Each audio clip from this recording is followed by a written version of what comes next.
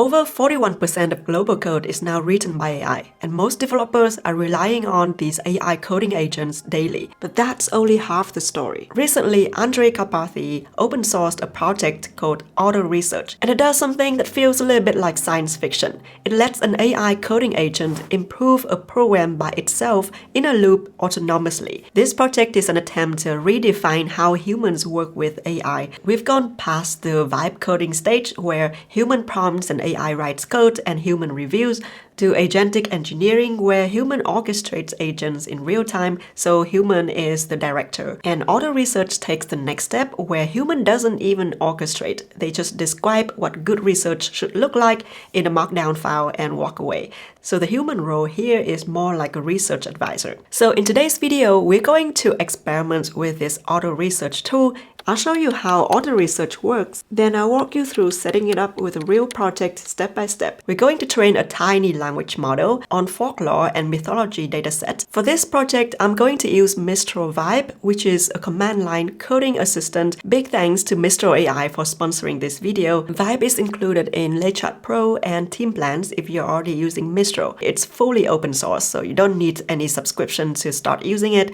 With natural language prompts, multi-file editing, project-aware context across your whole code base, and very importantly, it has built-in agent modes, including auto-approve, where it can execute file edits and comments without stopping to ask for your permission, which is what we need for this Autoresearch project. You can use the command line interface, but if you want to have a little bit better developer experience, you can also plug it into an IDE like ZAI, VS Code, or JetBrains. By default, Vibe is powered by Devstra 2 model, which is one of the most advanced coding models available via paid subscription. But you can connect Vibe with any open source models too. If this sounds interesting, link in the description. Okay, let's first dive into how Autoresearch actually works. So here's a little backstory. Karpathy had a training script for GPT-style language model, about 630 lines of Python code that he had been manually optimizing for months, so tweaking hyperparameters or trying different architectures, adjusting learning rates, and that kind of usual machine learning research grind. And at some point he thought, why am I doing this myself? Why don't I just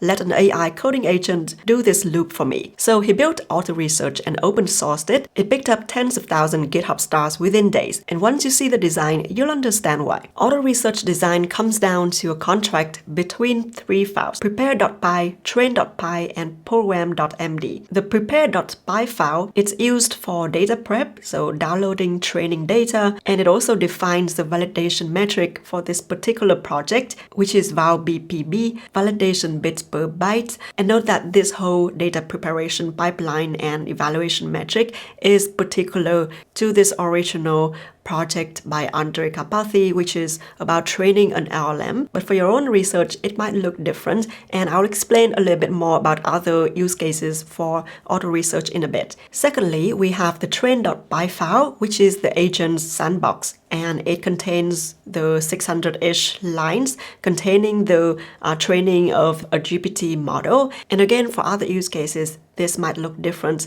The important thing to know is that this is the only file that the AI agent can edit. It can modify the details of this training code, including trying out different architectures, different hyperparameters, optimizer, batch size, etc. and etc.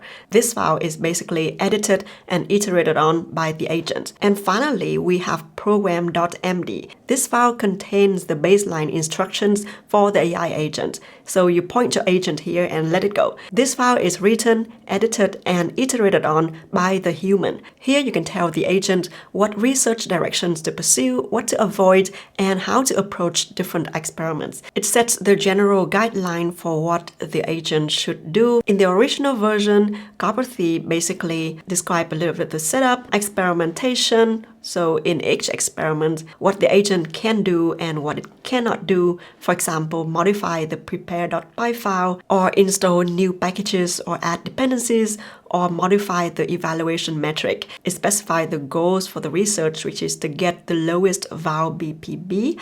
It also sets some other constraints, for example, the time budget. The training time for each experiment should always be 5 minutes.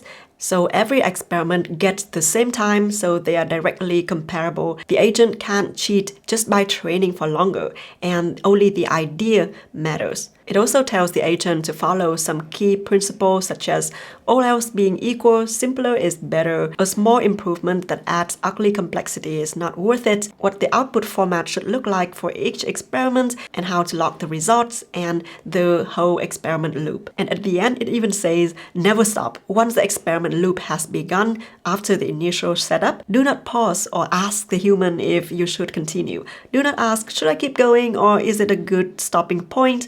The human might be asleep or gone from computer and expect you to continue working indefinitely until you manually stopped. The loop runs until the human interrupts you, period. This diagram visualizes the experiment cycle at the core of Autoresearch. First, the agent reads the program.md file to understand the current research priorities and constraints, and then it examines the current train.py file, which is the baseline version, and then proposes a hypothesis. For example, it can propose an architecture change for the model, or using a different optimizer or any other training modification. And then it commits the change to a Git branch, and then it runs the training for exactly 5 minutes, and ultimately you can adjust this 5-minute time budget as well, whatever fits better to your own use case. After it finishes training, it evaluates the result using the given scoring metric, so in this case it's val BPB. If the metric improved, then the commit stays, and if not, it discards this change and reverts to the previous version with git reset. This is called a ratchet loop, and because like a mechanical ratchet, the code base can only move forward. Each successful experiment adds a commit, and each failure gets reverted. So improvements accumulate one at a time, and you can never slide backward. You can actually apply this pattern to any other domain or any other use case where you can define an automatic scoring function or metric. For example, think of optimizing website design for loading speed, optimizing trading strategy where the agent tweaks your buy-sell rules and backtests them against years of market data and scores each one by a certain metric. And for marketing domain, you can think of optimizing emails, optimizing landing page copies, etc. Any use cases can work given they meet these 3 conditions. Firstly, we want to have a clear metric which the AI agent will optimize on. Ideally, it should be one number and it can be measured automatically. The second condition is we have one file to edit, one file only. And the third condition is a time-boxed loop, which means the agent can run and finish an experiment in a limited time frame. So that's the formula. Okay, now let me walk you step by step how we can run Autoresearch for our own project. And the idea is that we're going to train an LLM on an open source dataset about folklore and mythologies, which can be directly downloaded from Hugging Face. Karpathy himself run this Autoresearch project on some really specialized GPUs, but since I want to run this project on my own M1 MacBook Pro, thankfully someone in the community has created a Mac OS or Apple Silicon version of this Autoresearch project, and for the autonomous agent we are going to use Mistral Vibe. Alright, let me pull up my terminal, and first we need to install the UV Python package manager that Autoresearch actually uses. And just to quickly verify if UV is indeed installed, I'll run UV space -- version, and here's a version number. That's good. Let's move on. Next, let's install Mistral Vibe with this command. And for quick check, you can open Vibe in the project folder with the Vibe command. On first launch, it will ask for your Mistral API key, so feel free to head over to the console.mistral.ai and generate a free API and paste it in.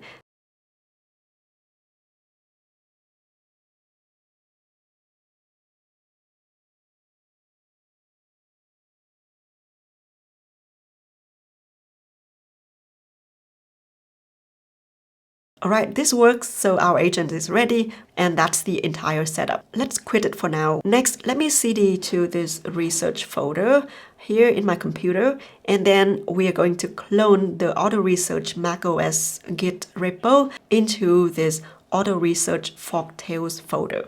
Once that's done, we have basically downloaded all the files from this GitHub repo into our project folder, Autoresearch Folktales, and now let's go into this folder. And then let's install all the dependencies for Autoresearch with uv space sync command. This command pulls in PyTorch and other libraries we need. Alright, in the next step for the setup, this is where our project diverges a little bit from the standard Autoresearch. By default, it trains an LLM on a dataset called Climix 400B Shuffle. In our project, I'm going to use a different dataset, so we need to adjust the prepare.py file a little bit to actually download and pre-process this data file instead. Now, instead of doing it myself, let's have Vibe do it. Okay, I want to use Autoresearch to train an LLM on this dataset. Please review the code base, download the dataset, and configure what you must in the prepare.py file. Make sure the data pipeline works. So you can see that the agent just goes ahead and figure out how to do that.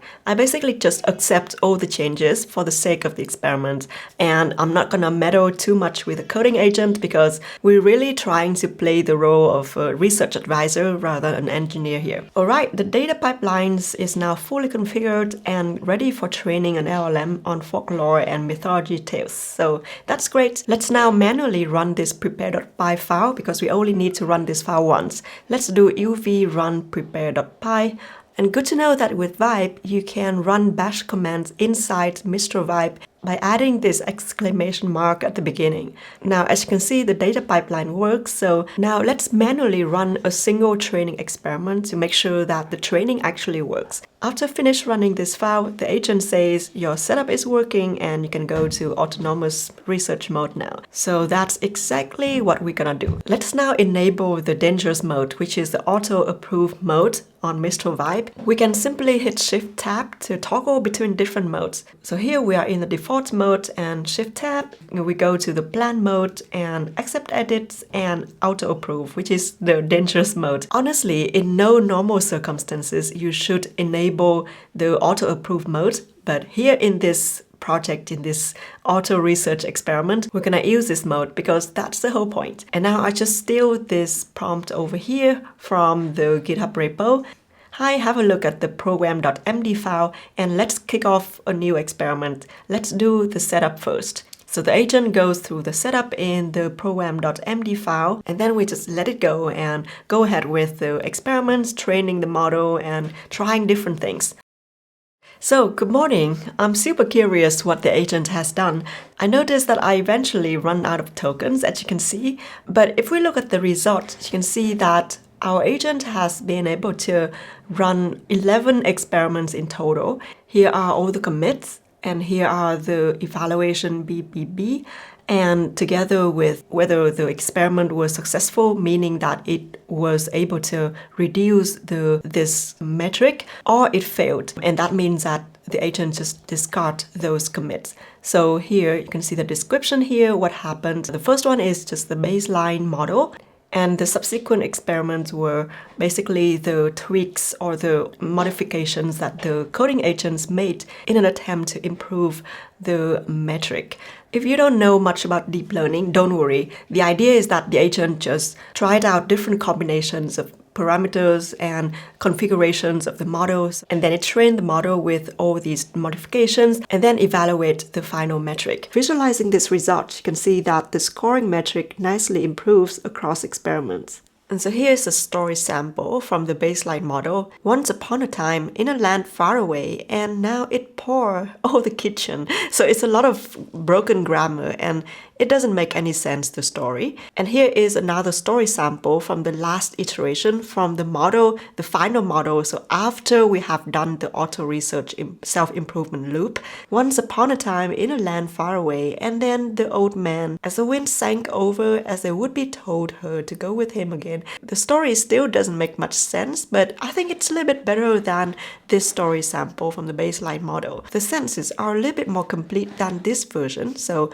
I think this visualizes the improvement in the training process that we've seen here. So congratulations, you've just done your first Autoresearch experiment, building an autonomous improvement loop with an AI agent that runs experiments, evaluates results, and makes a system better without a human touching anything. You can potentially come up with use cases for this in many different domains such as marketing, finance, education, engineering, anything that has a clear evaluation metric that you can optimize on and potentially experiment in a reasonable time frame. But here's the catch. The agent can handle execution, but the judgment behind the research agenda, that's still the role of humans. There's a line from the Data Camp guide on Autoresearch that I think really nails it. Writing a good program.md requires having done the research yourself. You need to know which directions are worth trying, what better means for your problem, and when incremental gains have run the course. And honestly, that might be the most valuable skills for the next decade. I shared the full guide for this walkthrough in the description. You can follow along and build this yourself.